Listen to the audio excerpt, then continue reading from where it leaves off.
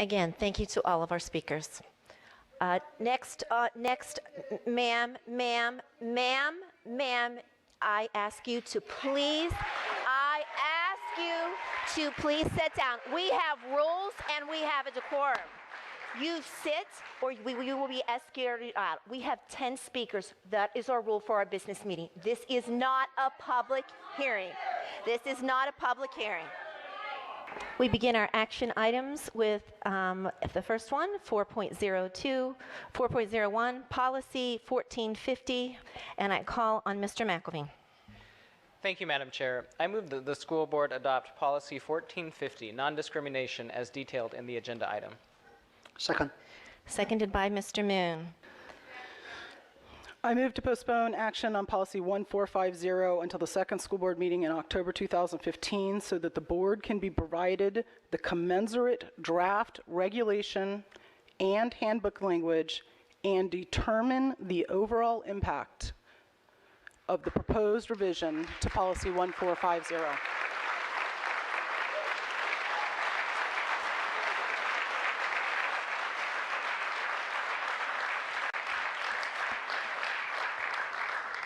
Is there a second to this motion?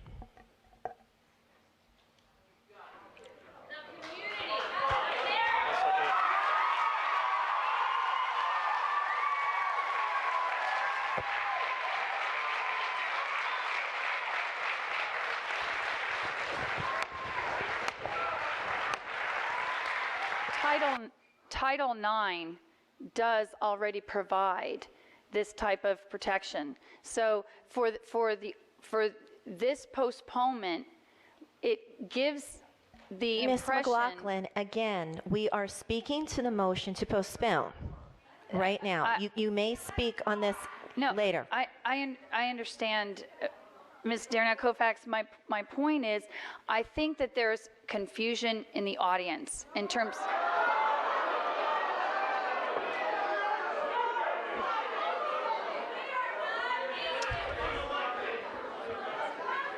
Yes, I know. All right, the motion is the motion on the table to postpone was I move to postpone action on Policy 1450 until the second school board meeting in October 2015 so that the board can be provided the commensurate draft regulation and handbook language and determine the overall impact of the proposed revision to Policy 14. We've had a vote, we've had comments, we've had seconds. We will now vote on this. All those in favor of the motion to postpone?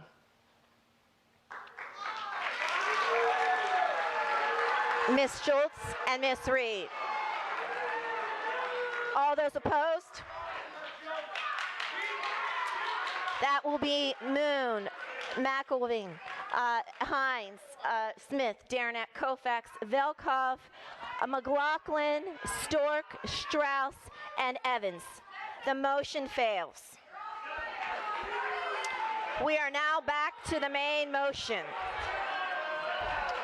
Again, welcome to our house and our school system for a debate that is so incredibly important for the health and well-being. Again, I am asking you one last time. I do have the ability to clear this room. If you would like to listen to what we are saying, then please listen respectfully.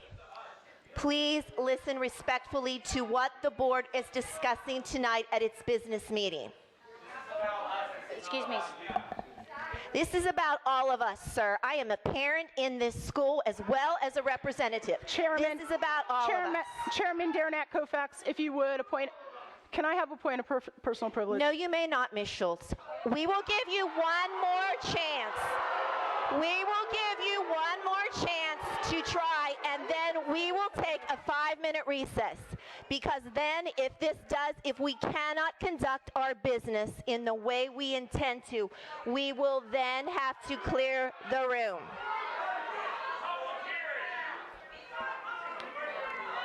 I'm sorry, Chairman Derenak-kaufax, with due respect, you must recognize me for a personal point of privilege.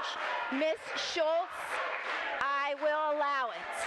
Yes, Ms. Schultz. The truth is, we already do not discriminate based on gender identity in practice.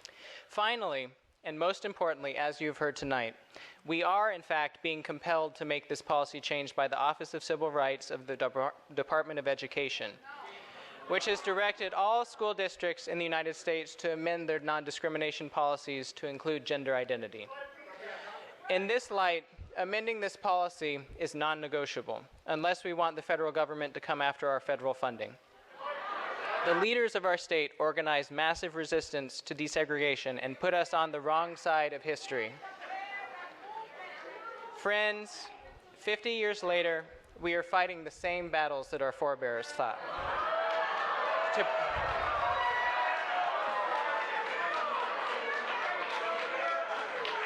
We are fighting the same battles that our forebears fought to provide equal access to our facilities for all of our students. The push for protections based on gender identity is the civil rights issue of our day. It is well past time for Fairfax County to be a leader on civil rights issues. Not delay this vote and relive our checkered past by putting ourselves at risk of legal action by the federal government, all while standing on the wrong side of history. And I am proud that 50 years from now, when a future board is debating the new civil rights issue of the day, right here in this room, our board will be remembered, not for postponing, not for delaying civil rights, but for protecting all of our employees and all of our children. And I will tell you, the reason that I think we need to make sure that we make this statement as a board is that I think there are people, when I listen to some of the language that I've been reading in some of these emails, and this is not everyone, but there is fear of the other out there. There is fear of difference.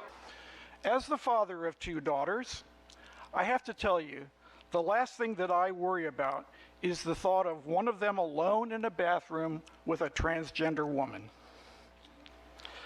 Next, parents will lose their right to move their child from a class taught by a transgender teacher. Actually, parents have no such right at all. The motion before us is that I move that the school board adopt policy 1450, non-discrimination, as detailed in the agenda item. All those in favor? Moon, McElveen, Hines, Smith, Derenak-Kaufax, Velkoff, McLaughlin, Stork, Strauss, and Evans. Opposed? Schultz. Abstentions? Reed. The motion passes.